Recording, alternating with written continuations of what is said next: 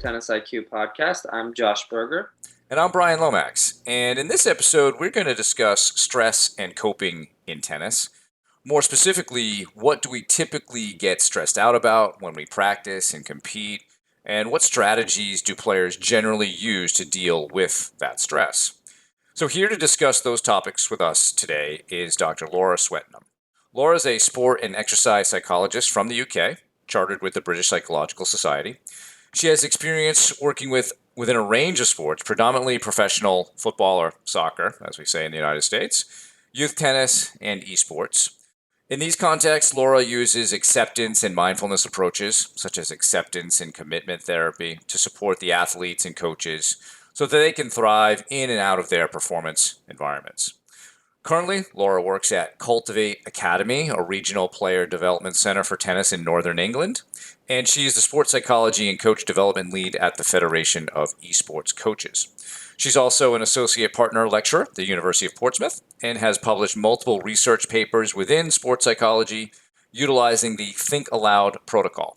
In tennis, Laura's explored stress and coping using Think Aloud, which we will discuss in much more detail today. With that, here's our conversation with Dr. Laura Swettenham. Hey, Laura. Welcome to the Tennis IQ podcast. It's a pleasure to have you here today. And again, thanks for being here. Yeah. Hey, guys. Thanks so much for asking me. Look forward to having a chat today. Yeah. I mean, this is a topic. I know Josh and I have been excited about having you on the podcast to talk about stress and coping in tennis, sort of the unique natures of that with respect to the sport and some of the research that you've done with a protocol called Think Aloud, which I thought was really interesting the first time I heard about it. But before we get into all of that, it'd be great for you to introduce yourself to the audience about how you got involved with tennis, whether as a player or whatever, and then into sports psychology and where you are today. Yeah, sure. So I started playing tennis myself probably later than kind of most people were. So I think I was about 12 when I started playing, but then continued to play like when I went to university with the uni teams there. And I guess within that, I started to notice that when I was warming up with my opponents, I always felt like they were much better than me. But actually, when we got into the actual competition itself, it kind of evened out a little bit. And I often came out, on top.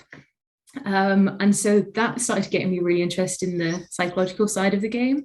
So I was doing a BSc in just pure psychology at the time. And I guess my experiences in tennis there at uni made me want to go and do more research into, sports psychology. And so that kind of took me down to do a master's in sports psych. And at the moment, just trying to work more in tennis and research in tennis. So. Yeah, certainly it's a sport that challenges people from, like what you mentioned, there's that appraisal of like me versus the other, right? My capabilities versus theirs and the thoughts that brings up. But it's interesting how you worked through it through a match, and perhaps it was your mental toughness that got you through and won some of those. Yeah, I think certainly some of them. And then on the flip side with a lot of them too, I think when I was playing, so some of these kind of more competitive matches, I guess, I would experience quite a lot of performance anxiety myself. And that could also, just be the flip of the coin and the thing that gives away the match. So I think personally, and maybe on a bit of a selfish level, I wanted to explore the psychological side of it so that I could better manage my own stresses, my own anxieties on the court as well. Yeah, I think that sort of parallels my approach to, or how I got involved in this, is that it was really selfish and developing my own program to try to make myself better. And then it sort of blossomed from there.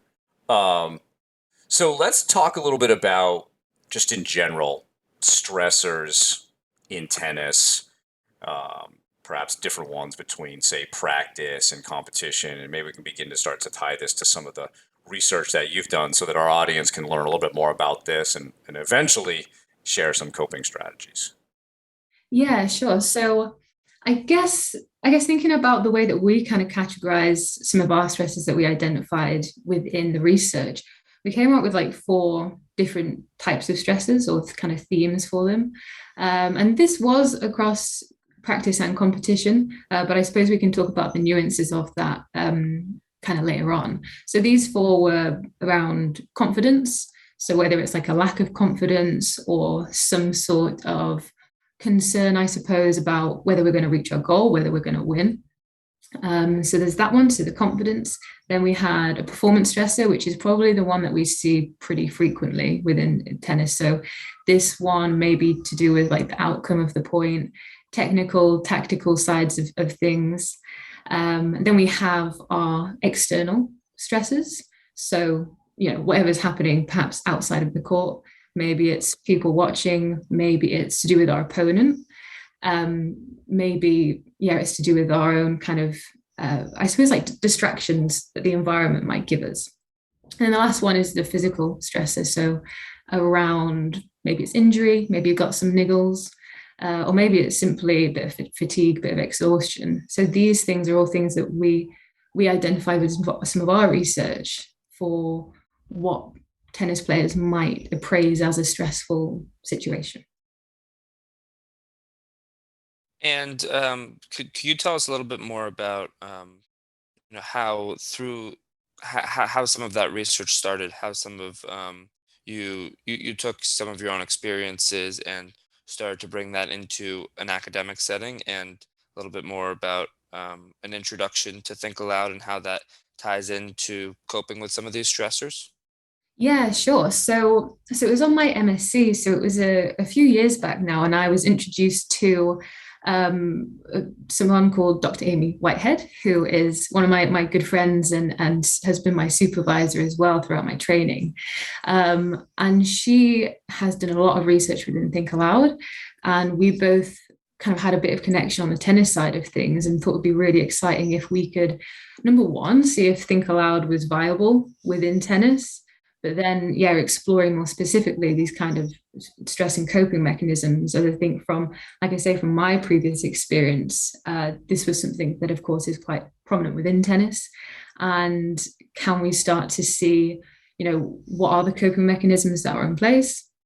But then also, I suppose in a more applied sense, how can we start to increase our coping resources so that we can manage these stresses better when we are actually on the court? So do you want me to say a little bit about what Think Aloud is and kind of how we used it there? Yeah, I think that'd be great. I mean, I first heard of it because I heard Dr. Amy Whitehead on Dan Abraham's Sports Psych Show podcast. Yeah. And I think I sent her a direct message on Twitter about tennis, and she pointed me to you.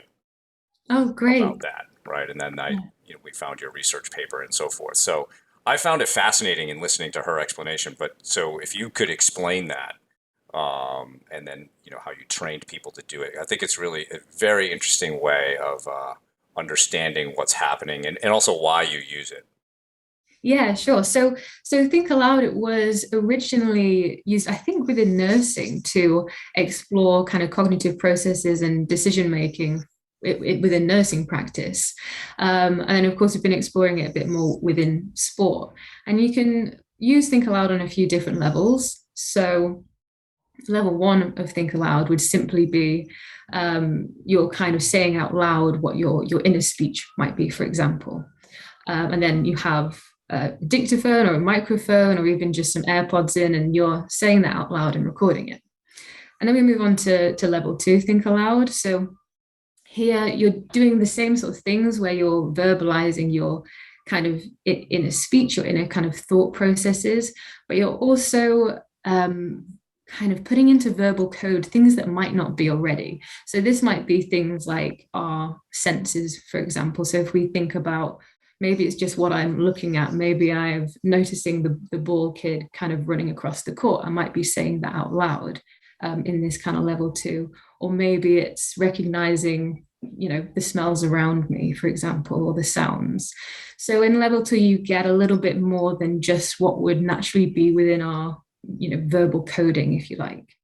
And that's what we use a lot with athletes. And then the level three, which we probably won't touch too much on here, but it's something we might use more with coaches. So this is where we're actually thinking about our thinking. So again, you're thinking out loud, but then you're questioning yourself. Oh, I wonder why I'm thinking this way, or what does this mean for my athletes, for example. But when we were doing this research, we were purely looking at this level 2. So basically instructing the players to verbalize out loud anything that comes to mind. So, nothing is too mundane, and kind of asking them just to kind of work through their thought processes, but saying it out loud. And importantly here, we didn't get them to do this all the time. So whilst they're actually, in the middle of a point, we weren't getting them to think aloud. So it was very clear that it was in between points at the back of the court, think aloud during that time. And of course, this is just so that we make sure we're not messing with any of those like automatic, processes and things. So yeah, that's kind of how we used it there. Yeah, well, I think that's very interesting, especially as you were saying with level 2 incorporating some of the senses, and maybe you weren't as focused on the level 3, but also sort of that metacognition piece of thinking about your own thinking and Mm. how maybe commenting on what you might be thinking or saying in that moment. I think that's that's another interesting dimension.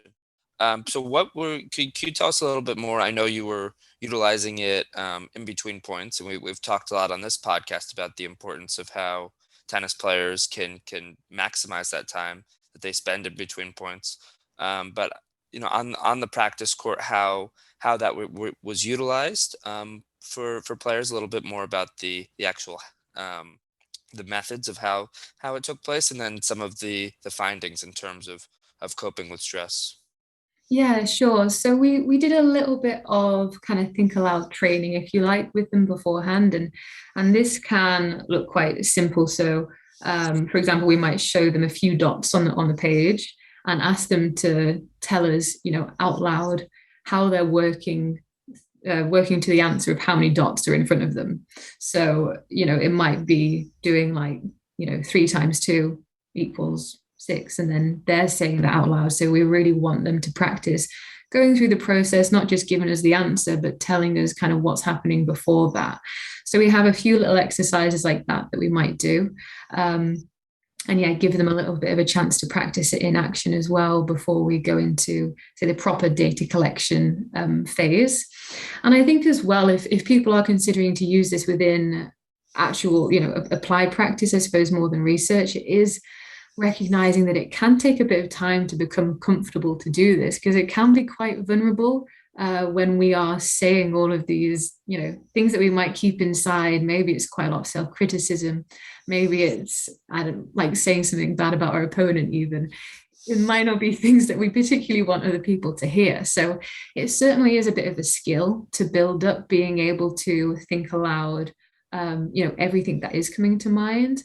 And I think with that as well, if you are then sharing that with somebody, let's say, for example, in an applied kind of scenario, sharing that with your coach, or you are sharing that with your sports psychologist, it might take a little bit of time just to feel comfortable with that, because there can be quite a bit of apprehension, I think, at the beginning to engage with them.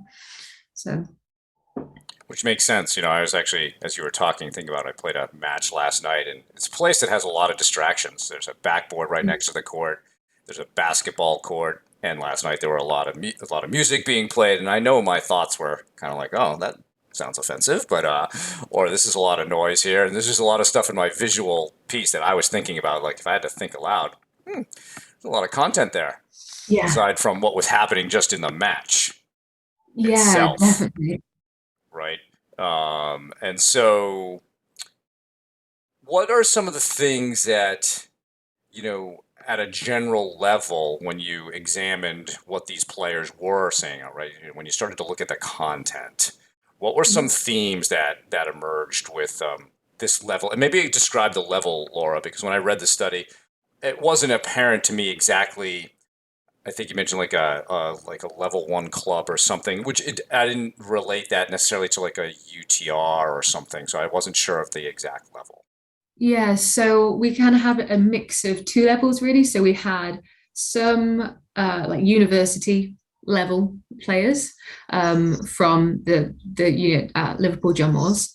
And we also had some kind of quite high performing at like a club level, kind of mixing in as well. So it was, a mix of the two, but they were all kind of frequent competitors and things like that.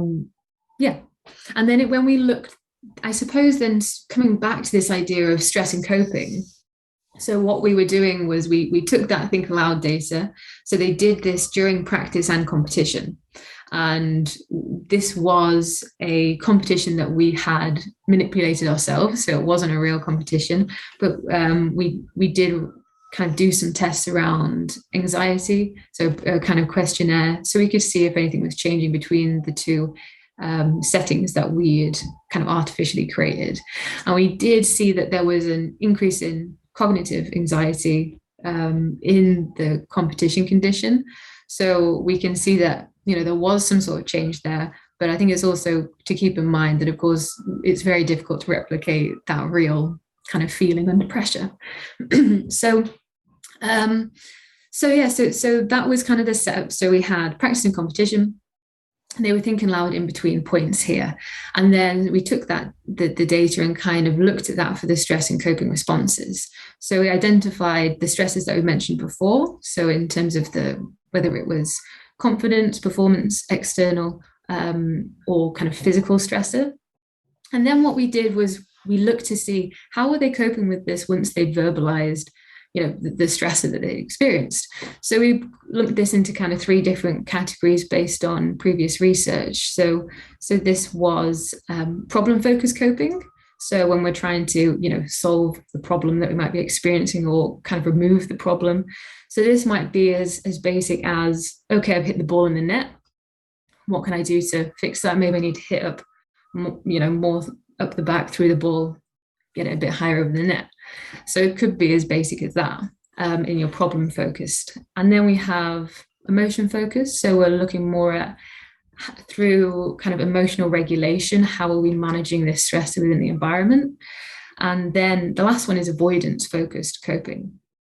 So as it kind of sounds, we're kind of avoiding the stressor, or we might be using humor or maybe a bit of sarcasm just to get away from it.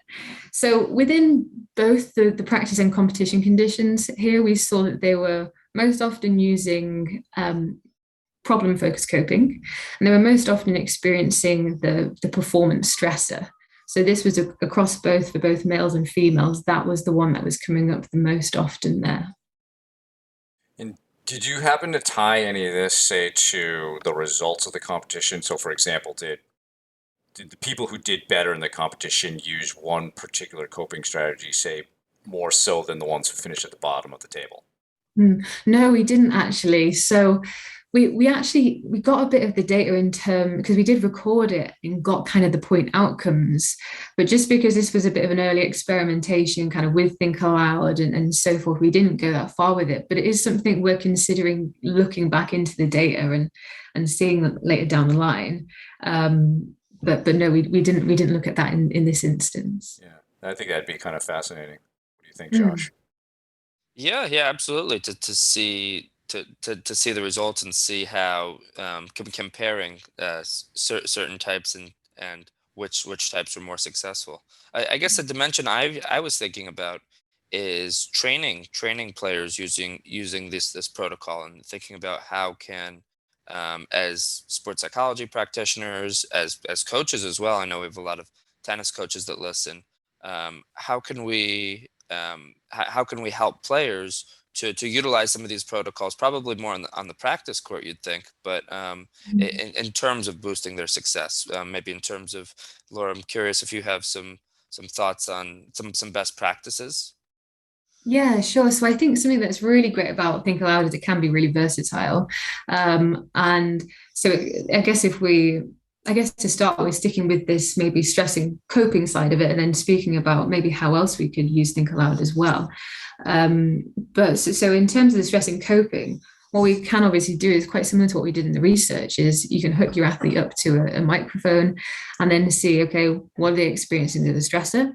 And then if we look at some of these kind of stressing coping models, we're then seeing, is the athlete experiencing a stress response, or have they recognized that they can, or they do have the coping resources to manage with this stressful situation and put that coping response into action. So I think that's something that we can start to identify, can probably start to identify a bit initially without Think Aloud, but then start to get some more nuances by using Think Aloud in there and really seeing what's happening when, say, my players experiencing, every time we get to juice, they're starting to appraise this situation as stressful and they can't cope with it. So what we want to try and do is balance out those coping resources so that when the athlete is like, okay, this is something I'm finding really stressful, that's all right. But then they can say, yeah, I know what I can do here. My past experiences says I need to do X, Y, and Z. Or maybe we've done some training on, I don't know, mindfulness or self-talk or certain routines. And maybe that's a way that they can use some of their kind of coping responses to help reduce the stress response. That definitely makes sense. I could definitely see the tie-in to mindfulness as well, and awareness, from going through this, and hearing what you're saying to yourself, or sometimes some of our self-talk can be just so automatic or so ingrained, but actually being able to hear it out loud, and sometimes hearing the some of that negativity, or the way that people talk to themselves, or the way that people are appraising a situation, can, actually hearing it out loud can, I think, that definitely lead to some more self-awareness, and hopefully change some of that self-talk, for the better. So absolutely. Yeah, definitely. And I think that we can then start to use it as almost like a bit of a monitoring tool. So we can see, is this self-talk changing? Is even, I think what's actually quite cool about Think Aloud is that we are tapping into those senses as well. So we might be able to actually see if your player is starting to become more mindful on the court by using Think Aloud. So yeah, I think it's great in terms of that, I suppose, initial needs analysis. What maybe do we need to look at? What do we need to intervene with? And then we can, use it to monitor, are we making progress throughout, and what does that look like? And I think even just on its own, even like you say here, Josh, even if we're kind of not intervening, we've still got some really, I think, positive outcomes just in that self-awareness piece. So yeah, we're starting to recognize, actually, I wouldn't talk to anybody else in that way. Why am I talking to myself like this? So I think that can be really powerful in itself. And if you get to a point where you feel comfortable to, share that with your coaching team, that's, showing that vulnerability can really support, building relationships, and even like building a bit of psychological safety within that maybe support system that you have. I recall one of the reasons that Think Aloud was utilized in different studies from the conversation that Dr. Amy Whitehead had with Dan Abrahams, was that there can be a memory decrement when one tries to report what you said afterwards, right? And that this helps as long as you're well trained on Think Aloud, and you're verbalizing a lot of these things. So I think that's actually fascinating, because I think a lot of people, they may even filter what they tell you as a coach or a sports psych practitioner, to maybe make it sound better, right? And then maybe some of that filtering happens even at the beginning, when somebody's first using it. Like, I don't think I want to say that out loud. Yeah. But when you start to, so let me ask you, Laura, do you have players that you work with do this and then examine the content of that, and then help them through some of that? And if you do that, how do you do that? And what are some of the things that you've tried to help people sort of accept in terms of their thoughts, and maybe respond to them better? Yeah, sure. So often what we'll do is kind of, I suppose, set it up as a bit of an experiment to start with, just to kind of see how they find it, because some people are amazing at it and just go straight into it. Whereas we've had some kind of tennis players in the past who have been like, I need to turn this off. Like, I feel so uncomfortable, like saying what I'm thinking out loud. Like, we need to stop. So with a situation like that, it might actually be getting them to practice Think Aloud in a completely different context. Maybe like whilst they're at home, whilst they're in a more comfortable environment, get used to saying their thoughts out loud before moving it back onto the tennis court. But for those people who kind of feel a bit more comfortable and maybe if you built a bit of relationship with them and they're happy to share it with you, I think it's really powerful, to sit down, listen through to the Think Aloud together, and maybe you're pinpointing certain areas. So you're thinking, okay, what's going on here? What's maybe coming up in your verbalizations frequently that might be, pushing you around a bit? Is there anything that's getting in the way of you being at your best and who you want to be? So we might identify those things like within the Think Aloud, and then look to intervene in certain areas, but then also keep repeating the Think Aloud process. Not all the time, maybe every couple of weeks or so. I don't think you'd want to be doing it all the time.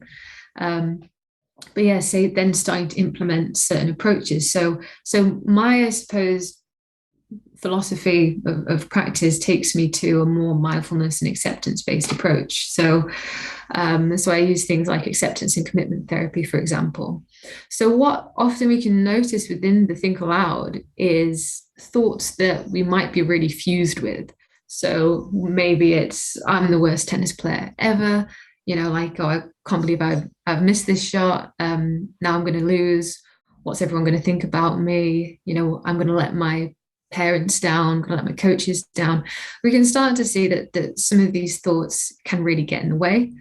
So we can then start to, often what I'll do is go through a bit of an ACT kind of process in what we might call the triflex. I don't know if you guys have, come across ACT much before in your own practices, or Not so much that particular method, so I'd love to hear you explain that. Yeah, sure. So I guess, if we think about the triflex then from acceptance to commitment therapy, it starts with be present. So this bit it can be tied with mindfulness practice. It can simply be tied, I guess, more informal forms of mindfulness or just self-awareness practice. So again, Think Aloud can be really nice to work on there. Or I might implement, like I say, some sort of more formal mindfulness training for them if needed. But then we move on to kind of the next area, which would be open up. So this would be when we're trying to get players to recognize that they are not their thoughts and feelings, so that they are kind of the context of which their thoughts and feelings are arising, right? So we're trying to get that little bit more separation for them. So maybe we've identified some of those thoughts which are really pushing them around within the Think Aloud, and then starting to target them here and use something that we call diffusion techniques.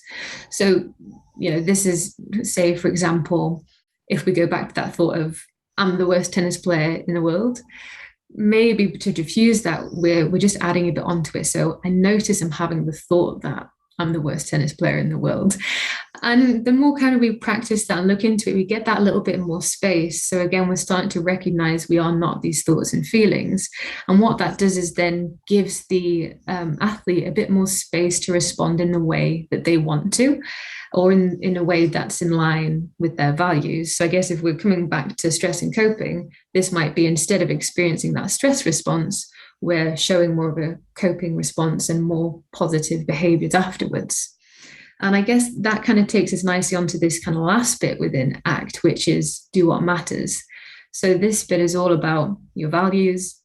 So it could be specifically performance values. So, what sort of player do you want to be on the court?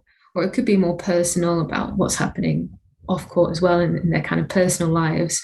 But then the real key thing here is the values-driven actions, so behaviors. So, okay, if you're going to live in line with this value of, let's say it's integrity, maybe it's kind of hard work. What does that look like? What would we see you doing if you were living in line with this kind of value?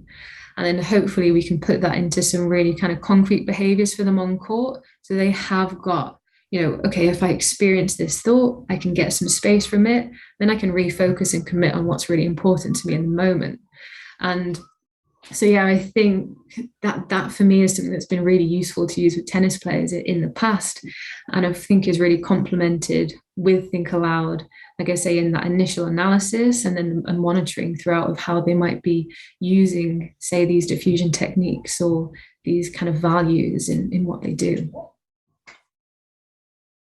Yeah, when going through that three-step process, that triflex, that third step of do what matters, and sort of being able to choose your response at that point, I think it is really important. It's something we've talked about here of, not just being reactive and reacting in a situation, but having the presence of mind to be able to choose that response. And we've also talked, about this acronym WIN, of like what's important now. So, taking it all into context and being able to choose that response and identify, what's important now. I think that was Jorge Capistani, when our conversation with him, when that came up. But I really like this, this model and how this can be utilized with tennis players. I think, as you said, opening up that self-awareness piece and that mindfulness,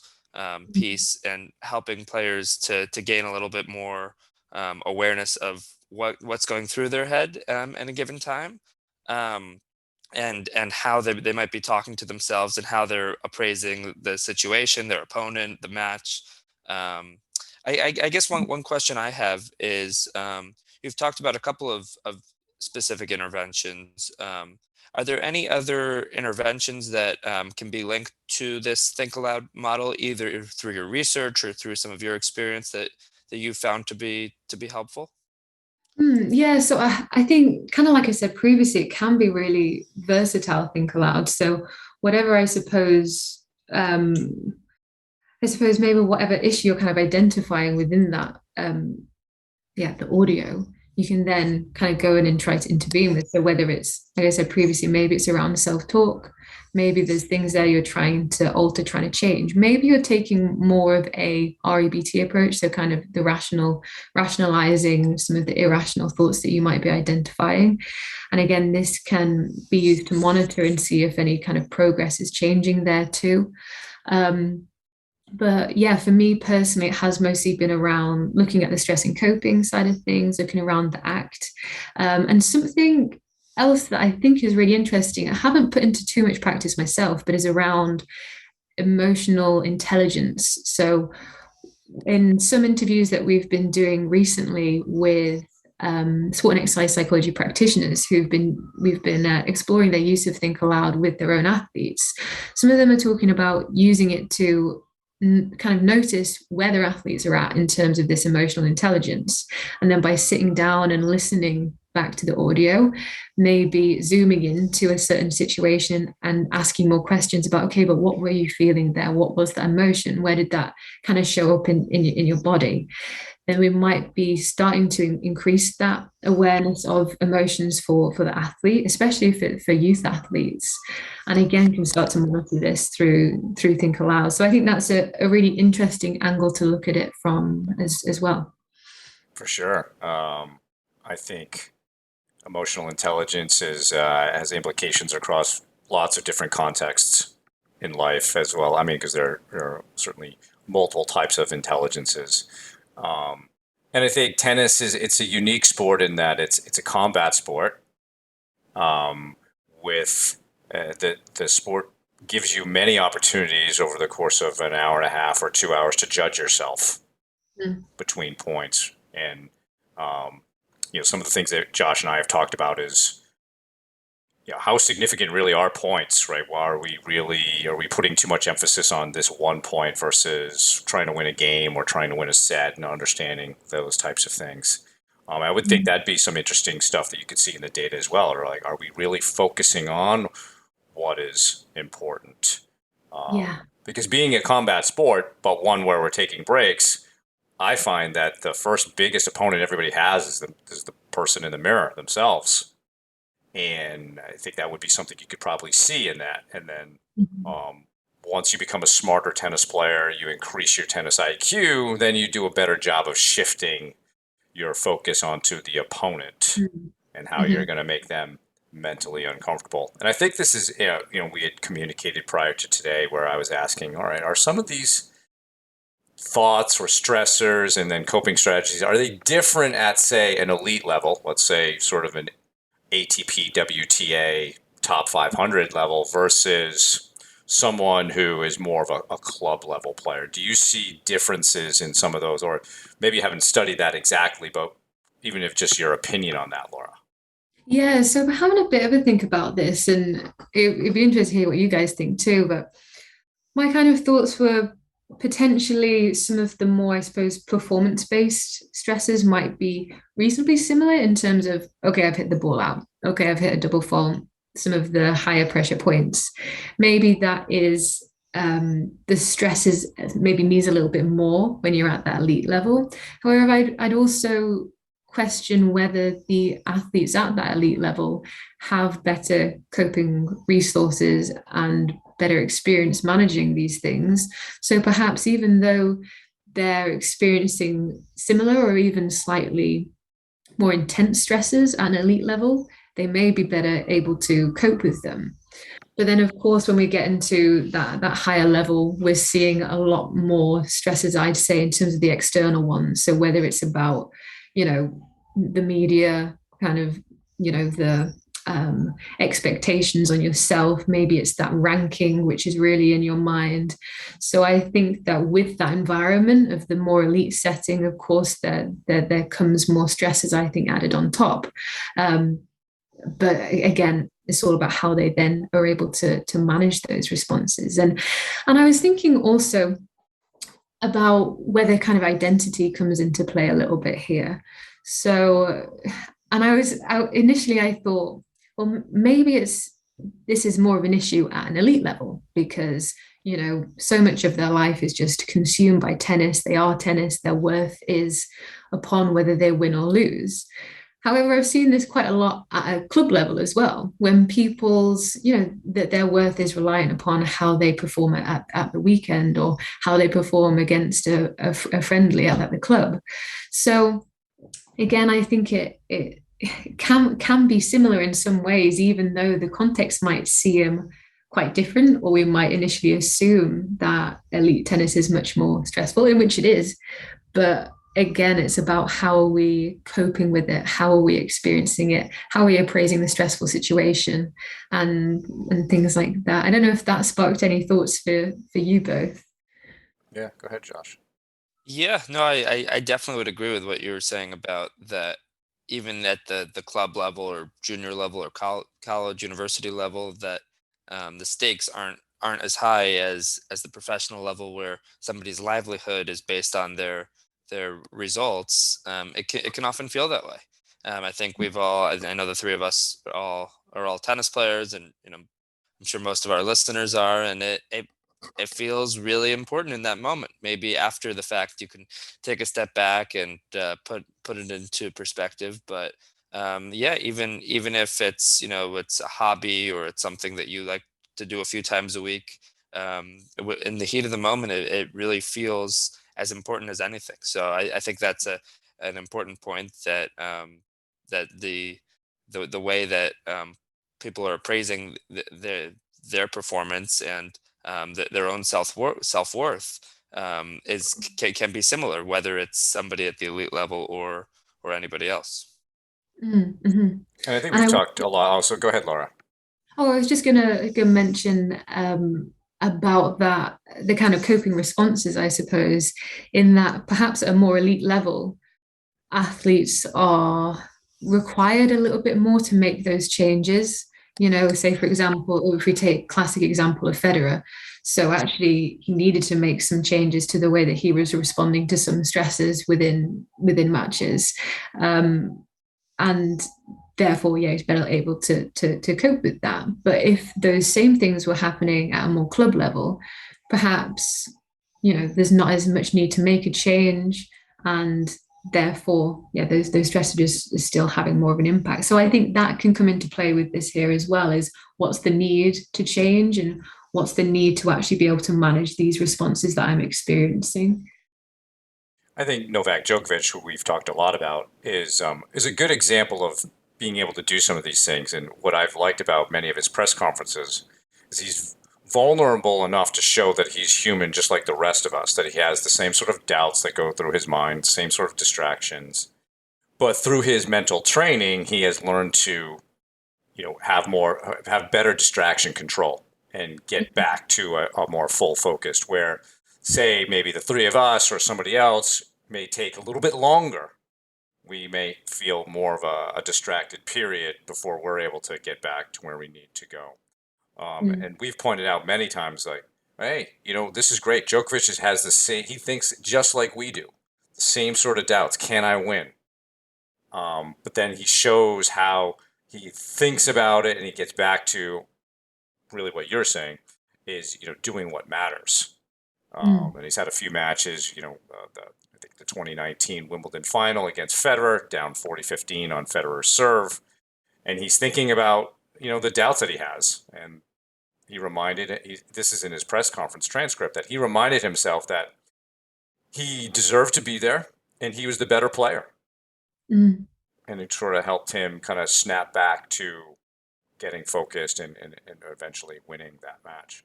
And so some of that comes from maybe mental training. Some of it comes through the experience of having played tennis at a high level for so long that just maybe naturally you start to be able to deal with some of those things. And so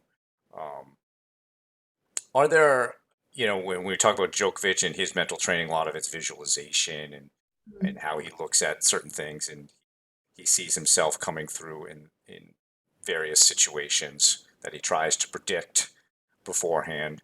Any thoughts on that, Laura, from a coping strategy perspective, like rehearsing your response to what is going on? Yeah, certainly. So actually at the moment, the tennis academy I do some work at, so Cultiv8 Academy, which is kind of based in Yorkshire, we're putting together a bit of a mindfulness program at the moment. And some of the key things we have in there is this visualization side of things. So we've kind of got probably like two main ones, I suppose. So one being like the best self-visualization. So what do you look like at your best? What would we see you doing? How does it feel?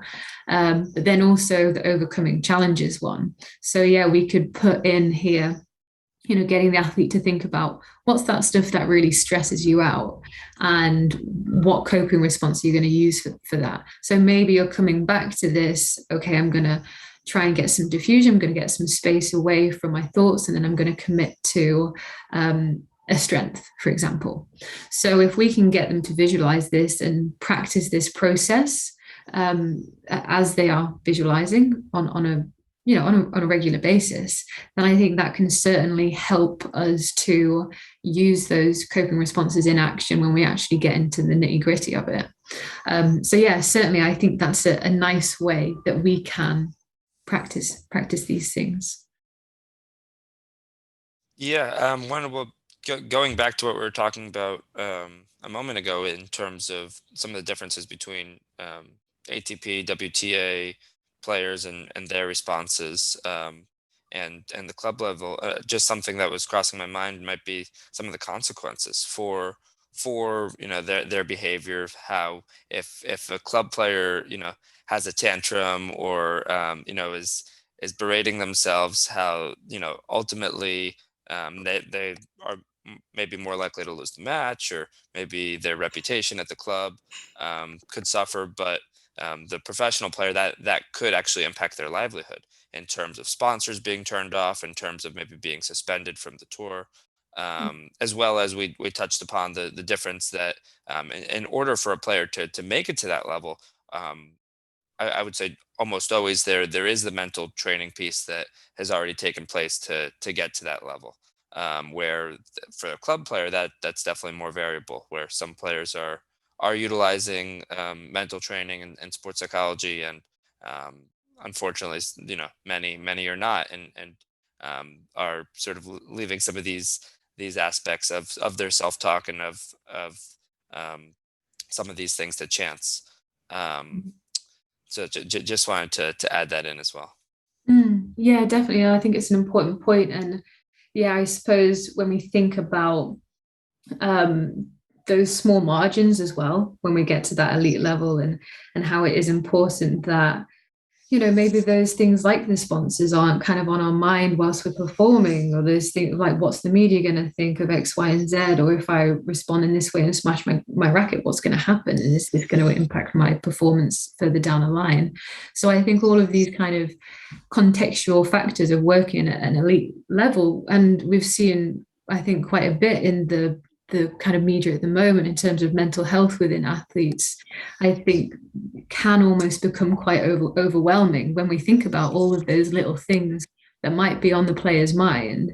There's certainly that, I think that increased risk of just being overwhelmed by that stress. If we almost think about like that bucket metaphor, if we are kind of filling that up and we're getting past threshold and we're starting to overspill, and we might even start to then see some of these less favorable behaviors then on the court if that stress level is beyond threshold and is too high. So we really do then need to think about what are the coping responses, coping mechanisms, and different outlets for these, elite athletes or athletes at maybe a lower level as well, because there's certainly a lot of stuff going on that can impact, can impact these players. So let's talk a little bit about the sort of the landscape of sports psychology in the UK, because I think here in the United States, my impression is that sports psychology in the UK has really become very important. There's a lot of great work being done there, a lot of great professionals coming out of the UK. I remember listening to Dan Abraham saying that the explosion of this was due to the country being sick of losing to Australia in a number of sports, and they had to do something about it. Sounds about right.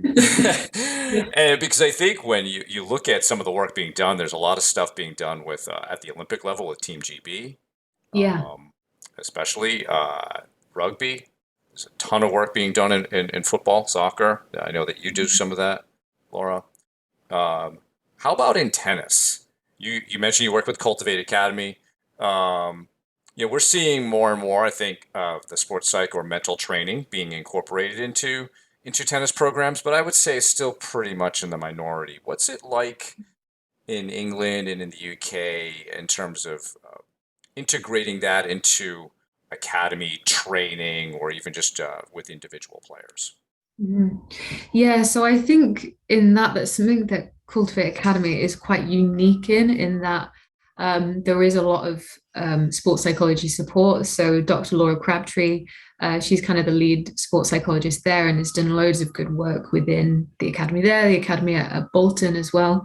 But there is certainly still space for it to develop. And I think when I've seen it previously in kind of other tennis centres, there might have been a psych in doing some one-off stuff, but it's not necessarily the kind of ongoing systems-based work, if you like, where it's really embedded into the environment. I think there's a lot of good stuff that goes on as well at kind of Loughborough Uni and at the kind of National Centre too. But I can't speak too much. I don't know too much myself about the work there. But I think it is certainly building. I think there's a lot of space for it. So yeah, I think we're just going to have to wait and see if we get to the same levels as, like you say, the kind of English Institute of Sport with the kind of Team GB and the academy system within football, where, if you are a Category 1 football academy, it is essential that you have a full-time psychologist in, whereas those rules, to my knowledge, aren't in place, for every tennis academy within the UK. And perhaps it should be.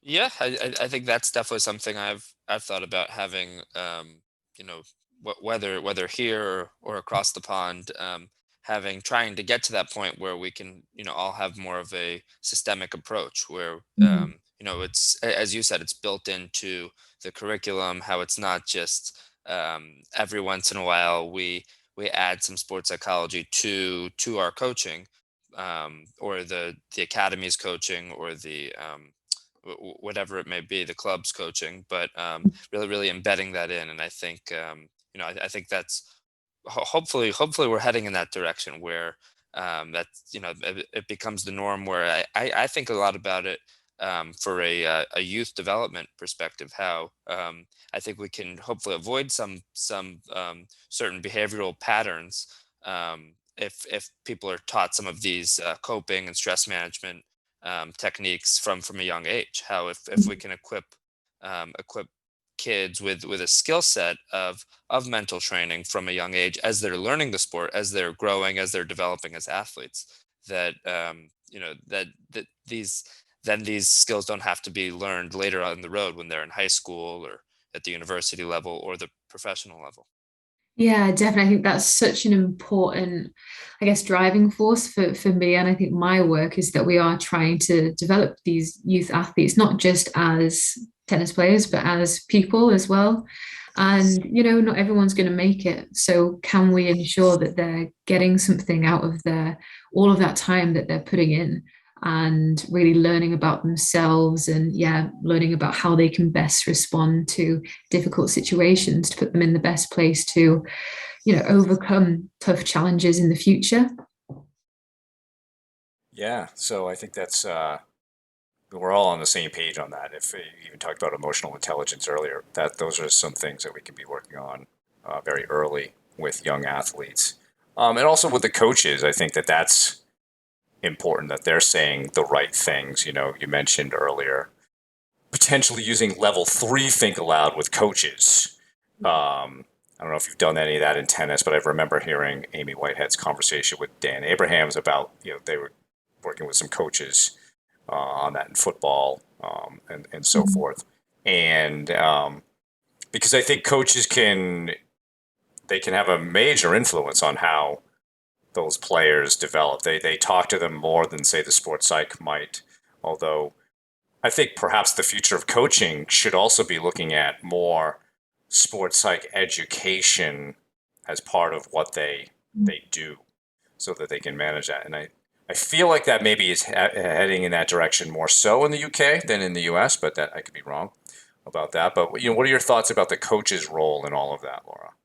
Yeah, so I think the more I've been, I guess, within the industry, the more I've recognized that the coach is one of the most important people for us to work with, because that, like you say, they're there day to day. They are able to relay the language that we might be using around psychology, relay some of these messages. So it's there on a day-to-day basis and really embedded into that environment. So I think for me, it's become more and more important to do that rather than say, okay, I'm just going to take this player off court and speak to him for an hour.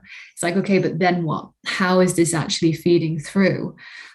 So yeah, for me, I think that's essential, and it can be also as a sports psychs working with the coaches to maybe discuss some things about psychology and how they can work that into some of their drills, for example, or even us as psychs trying to get on court a bit ourselves and doing some work there. But I think as well, touching on just then when you mentioned Think Aloud within coaching, we have recently been exploring a little bit getting tennis coaches to use Think Aloud during like a tournament. So this tournament, it was a little bit more unique than most of the tournaments we have in the UK, because the coaches were actually allowed to come onto court, I think 2 or 3 times during play, which they don't usually get to do at these kind of youth tournaments.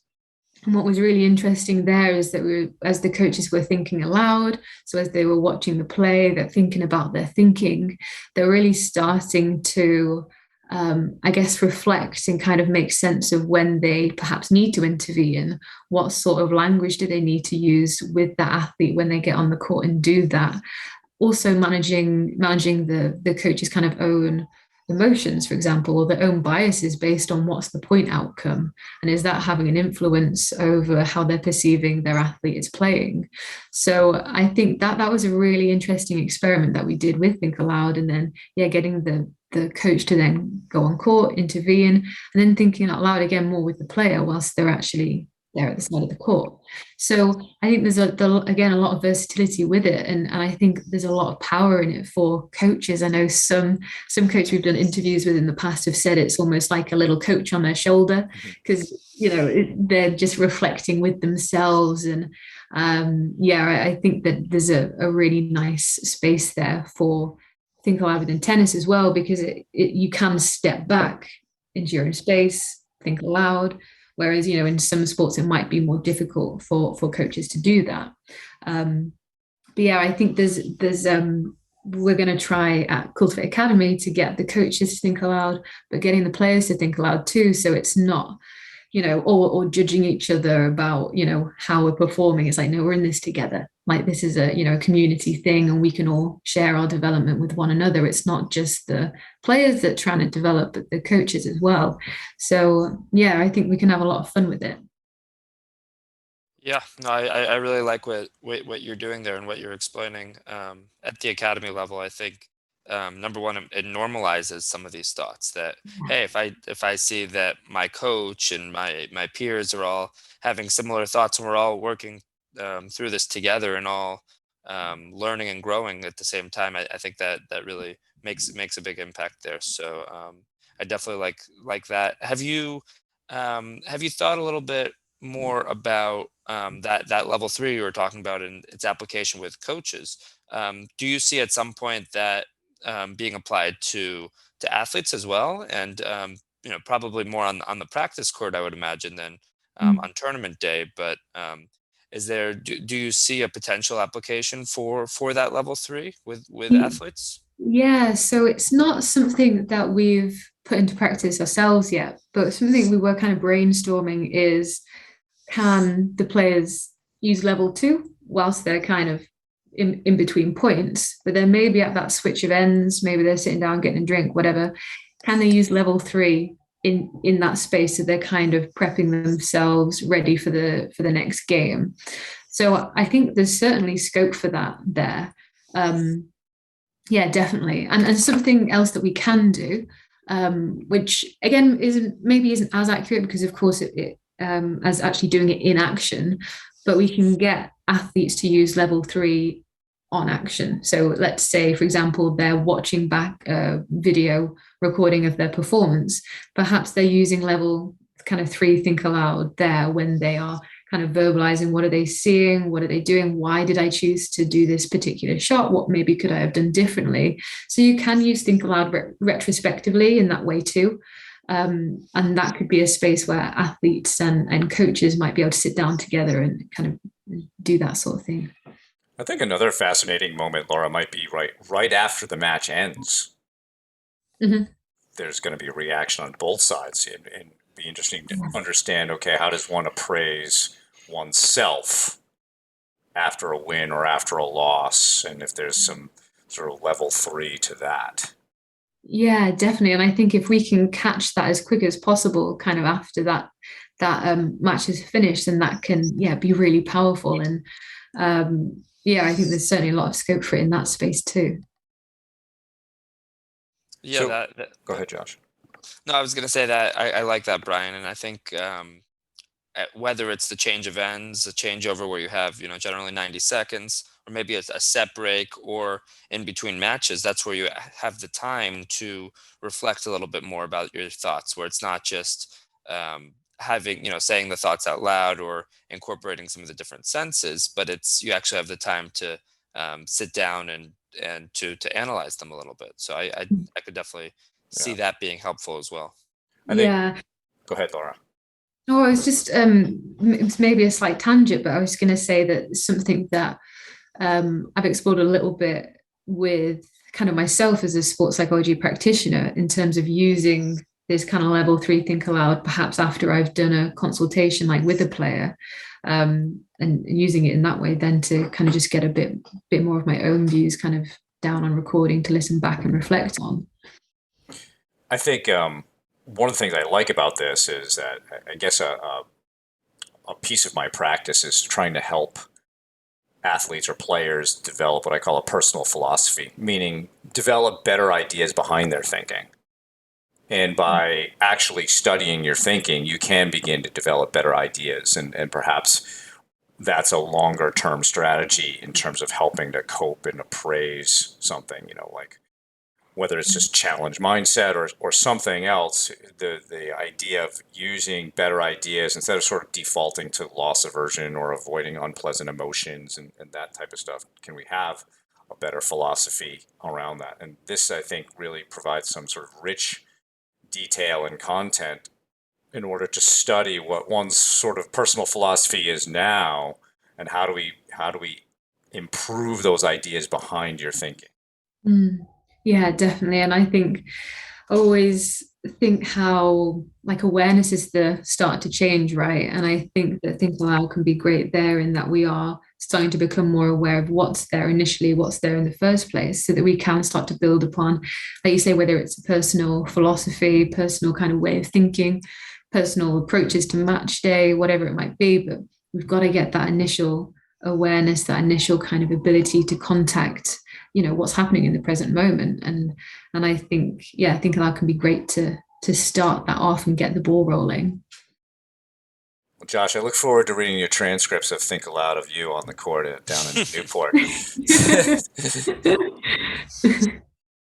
I think for I think back to some of my matches in the past at different levels, and reading those would definitely, reading the transcripts from those would definitely be interesting. Some of the ways I've talked to myself, or thought about the situation at hand, or maybe even talked about the opponents. So no, I think even the very act of saying it out loud can even influence how a player might behave, or what type of thoughts you might be having, knowing that, hey, this is going to be heard by other people. Hey, my coach could be hearing this, or my peers, for instance, at your academy. So I think there's really a ton of benefit here, and I look forward to utilizing this more with some of the players that I work with. Yeah, and just some feedback from some of the kind of tennis players I've used it with is that actually it does help them to become more in the moment and kind of more focused in on what's happening there, during the game on the court, because you are constantly back to, okay, what am I thinking? And saying that out loud. So I think that, there are benefits just through, if you're simply just using it in the moment whilst you're on court, kind of great, like every now and then. So even if you're not, say, going away and listening back to it and pulling it apart, I think that just giving it a go and trying it out can accrue its own benefits. Yeah, I can absolutely see that. And as we've said, a sport like tennis, you absolutely need to be in the present moment to compete well, and to be fully focused. So, Laura, perhaps just to wrap up our conversation, what are you doing these days? Is there anything interesting that you're working on, or is there anything interesting that that we should be looking out for from you? Yeah, so, well, actually, recently in the last kind of few weeks, I've left my role in football to focus a bit more on tennis. Awesome. So hopefully, you'll see more of me in the kind of tennis, tennis side of things. So, like I say, working with Cultiv8 Academy, we're really trying to push some kind of player psychology programs there and getting that, integrating that more. It's still really integrated already from, Laura Crabtree, who's done a lot of work there. But I think that will be really exciting. And we're again looking at building some like online mindfulness programs along with some other ones in the future, which will be fun to see how that goes. And then on the side of that, I suppose a little bit away from tennis is I've recently started doing more work within esports. So we've just brought out a new BSc course. So in esports performance and kind of coaching performance, which is going to be at Portsmouth University, like a distance learning course. So I think that's going to be quite exciting to see where esports goes, see where sports psychology can come in to help developing players, developing the coaches in that space as well. And who knows, I think Tennis World Tour might, be showing up a couple of times. I think they already have some esports series. I think, is it Roland Garros? I think might host an esports series for Tennis World Tour. So it might go that way. Fantastic. Well, Laura, thanks again for joining us today on the Tennis IQ podcast. Great conversation. We look forward to staying in touch with you. So thank you again. No, thank you guys. It's great to chat, and yeah, you're giving me a lot to go away and think about too. So yeah, thanks very much. Well, that was a great conversation, Brian. I would say one of the things that stood out most to me about the conversation was Think Aloud's connection to self-awareness as well as mindfulness. It stood out how she talked about with level 2 really incorporating the senses, which we talk about a lot with visualization and imagery in terms of making that moment as you're visualizing feel more realistic, but also as we talk about mindfulness and really connecting to that present moment, we often talk about really incorporating the senses.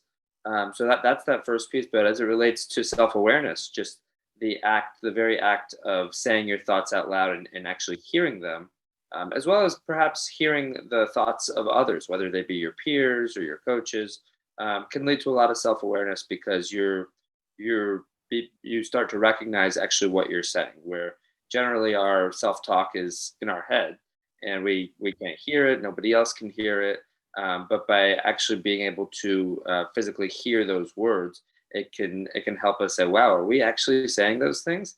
And it can definitely lead to a lot of behavior change and can lead to us being more aware of the way that we talk to ourselves and the way we talk to others and the way that we're appraising a situation. So that self-awareness, mindfulness piece was definitely something that stood out to me.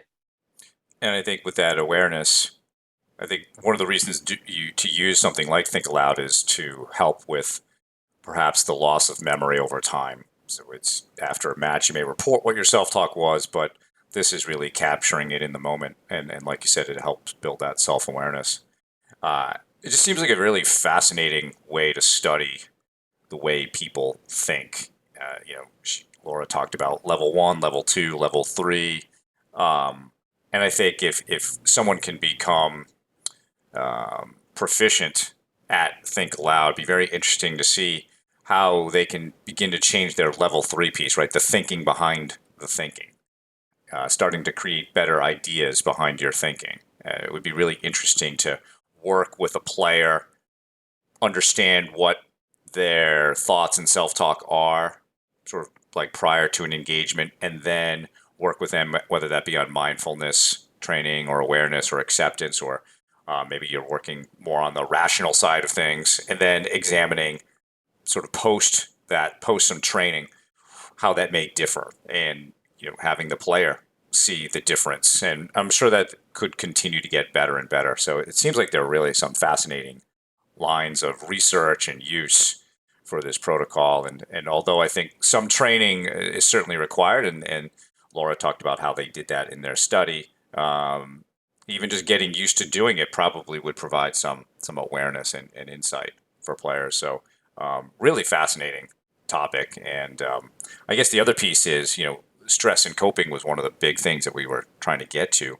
It'd be interesting to look at that and understand more about, okay, are there, with respect to coping, are there strategies that work best, maybe in certain situations, or maybe they're more individualized? Maybe some people want more problem focused or need more problem focused strategies versus emotion focused strategies. And maybe why do people go into avoidance?